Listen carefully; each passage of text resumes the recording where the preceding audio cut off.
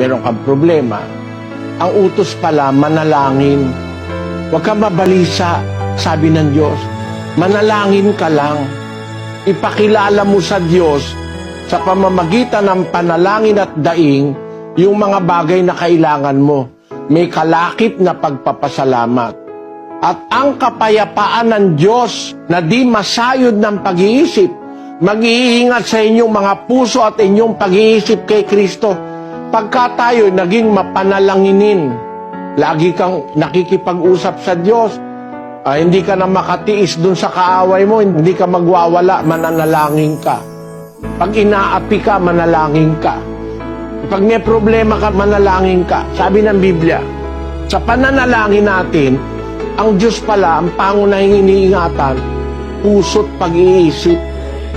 Hindi ka maluloko eh. Hindi ka madidepress. Meron mga tao na didepress, nagpapakamatay eh.